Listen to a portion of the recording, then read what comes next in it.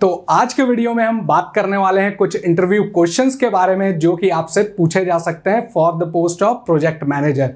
तो सबसे पहले जानते हैं कि प्रोजेक्ट मैनेजर क्या होता है। कंस्ट्रक्शन मैनेजमेंट जो होता है एक तरह का प्रोफेशनल जॉब है। इसमें आपका स्पेशलाइज्ड प्रोजेक्ट मैनेजमेंट टेक्निक्स का यूज़ किया जाता है आपके प्रोजेक्ट प्लानिंग को ओवरसी करने के लिए, साथ ही साथ उसके एग्जीक्यूशन को ओवरसी करने के लिए, उसके मॉनिटरिंग पर्पस को ओवरसी करने के लिए, साथ ही साथ उसमें क्वालिटी कंट्रोल और उस प्रोजेक्ट के क्लोजर के लिए। तो इस तरीके से आप समझ सकते हैं कि प्रोजेक्ट मैनेजर जो होता है ये पूरे प्रोजेक्ट का ओवरसीइंग करता है from the beginning of the project to the end of an project.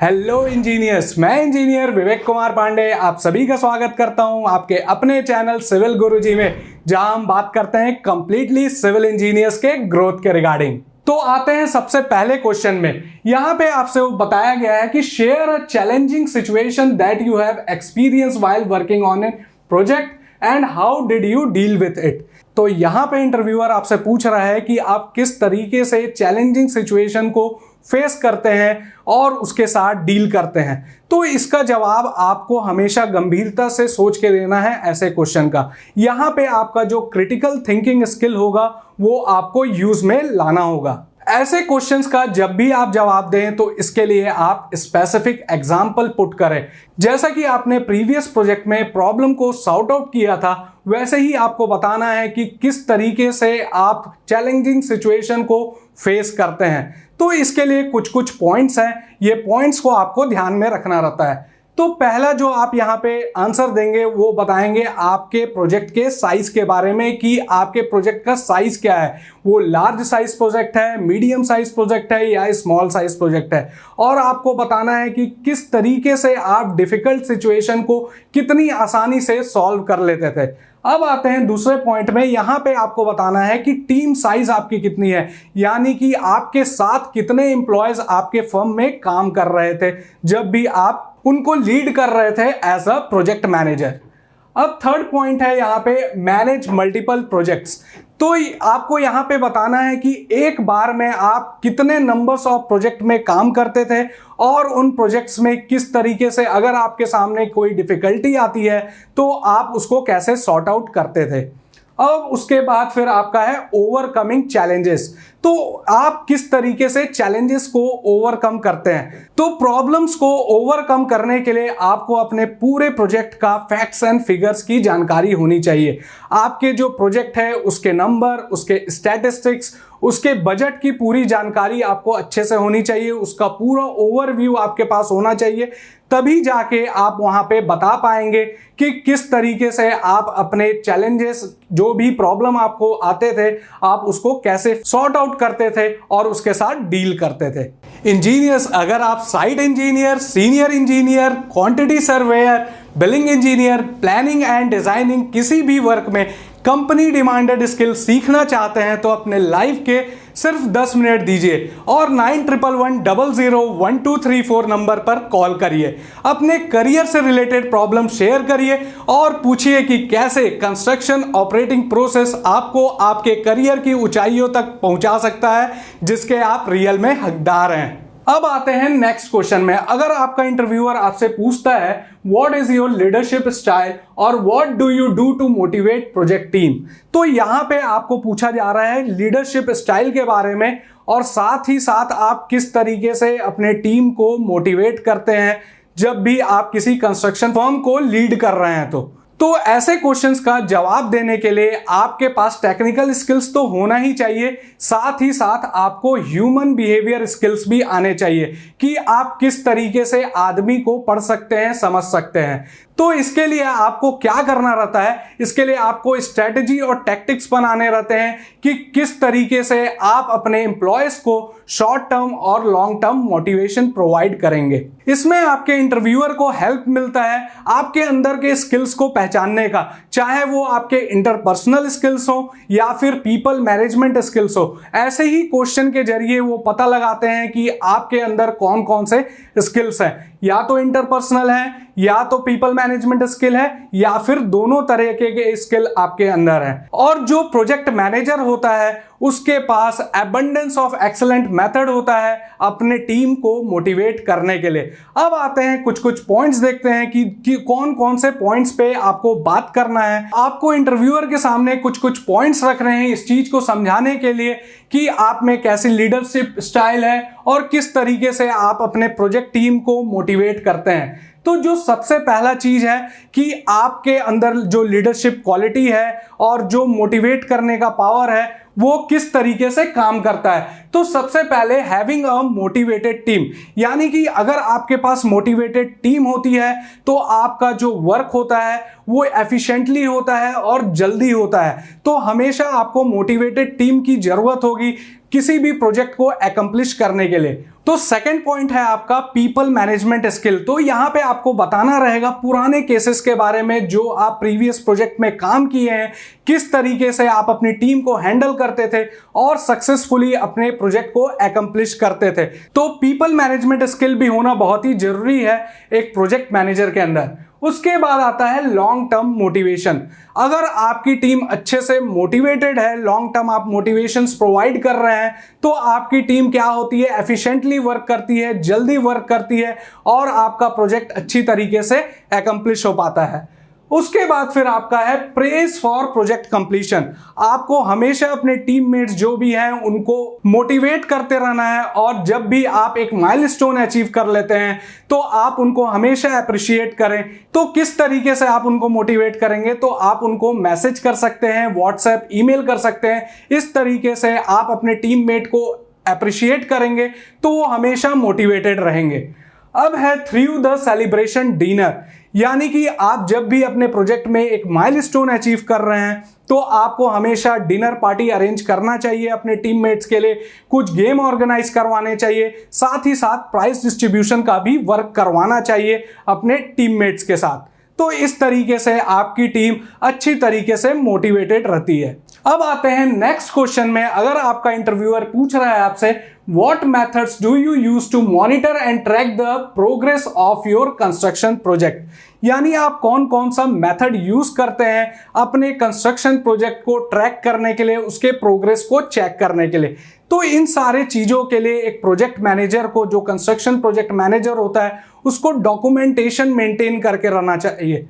तो डॉक्यूमेंटेशन आपका इसलिए जरूरी है क्योंकि वो आपके प्रोजेक्ट को स्मूथली रन करने के लिए बहुत ही ज्यादा इंपॉर्टेंट होता है। तो वो डॉक्यूमेंटेशन किस प्रकार के हो सकते हैं, तो उसमें आपके जो प्रोजेक्ट है उसका डेडलाइन होना चाहिए। आपको पता होना चाहिए कि आपके प्रोजेक्ट का डेडलाइन क्या है। अगर आप उस डेडलाइन के हिसाब से वर्क को एग्जीक्यूट नहीं करवाते हैं तो आपके ऊपर पेनाल्टी भी पड़ सकती है। तो एक प्रोजेक्ट मैनेजर के लिए बहुत ही ज्यादा जरूरी है कि वो डेडलाइन के हिसाब से वर्क को एग्जीक्यूट करवाए। और आप स्पेशल प्रोग्राम्स ऑर्गेनाइज करवा सकते हैं अपने प्रोजेक्ट को ट्रैक करने के लिए कि हमारा प्रोजेक्ट अभी तक कहां तक पहुंचा है और उस स्टेज में अभी कितना काम बचा है। तो ट्रैक करना बहुत ही ज्यादा जरूरी है। तो ये ट्रैकिंग आप किस तरीके से कर सकते हैं, तो ट्रैकिंग आप कर सकते हैं टाइम मैनेजमेंट के जरिए।